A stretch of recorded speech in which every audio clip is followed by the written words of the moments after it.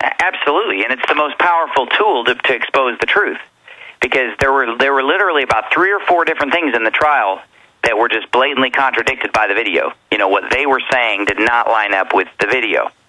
One of the interesting things, too, was it was a 2-day jury trial, and on the second day of the trial, one of the jurors showed up wearing a pro-America T-shirt with a flag on it.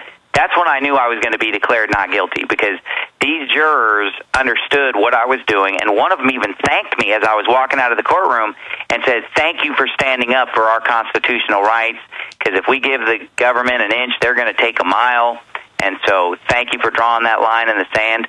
So this small-town jury from Welton, Arizona, believed in what I was doing, and and keep in mind, Alex, this small town, Welton, where the jurors were pulled from, is right near the border. I mean, we're talking, I don't know exactly, but it's very close to the border. It's a lot closer to the border than the checkpoint is. And through these checkpoints, and they live right near the border, and yet they said they don't like the checkpoints. They said that it's out of control and that they, as U.S. citizens, get harassed.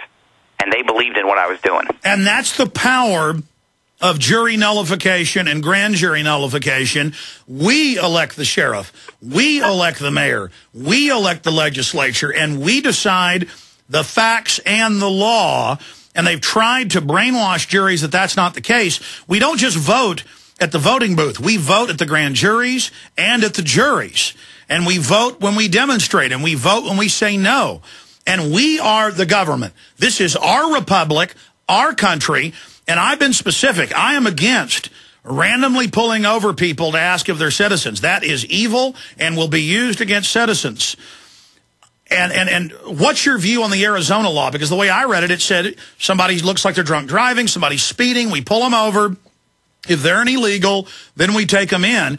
The media spun this as a civil rights issue, but I want to make sure that everybody is given due process.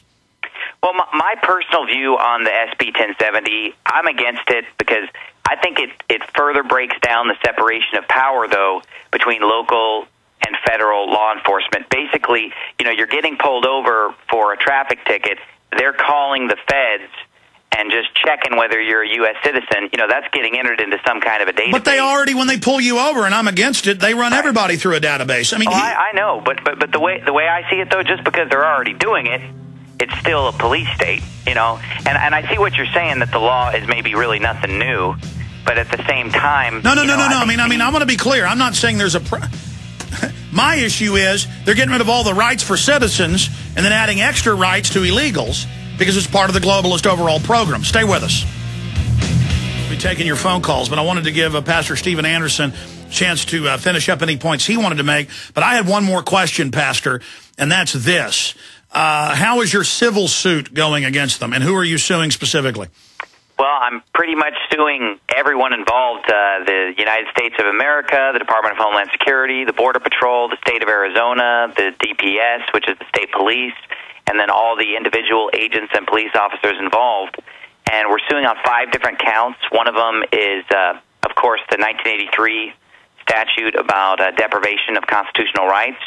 We're suing them for assault and battery, wrongful arrest and imprisonment, negligence and or gross negligence, and intentional affliction of emotional distress.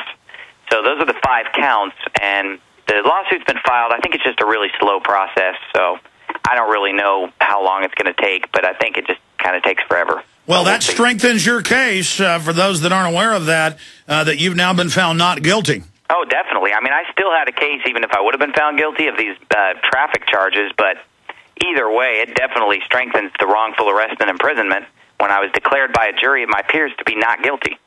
So I've been cleared of all wrongdoing, and it's a final decision, and so now, we can go after them because I need to recover some of my losses, and we need to set a precedent here that they are going to have consequences if they just beat and taser an innocent person just because they're emotional about some of the things that I said to them or past videos that I've made on YouTube. Well, they've got this Homeland Security zone for 3 years, 100 miles in, And in some cases, 100 miles in, they're searching people. They leave the illegals alone but harass citizens. So I think the point that some Arizonans who are against the open borders but for the Fourth Amendment have made, that the bill will be used against them and not against the illegals. And I think that is a good point that's been made overall. And I think Judge Andrew Napolitano has made that point as well. Pastor Steven Anderson, thank you for joining us. Thank you. I appreciate the time. We appreciate you.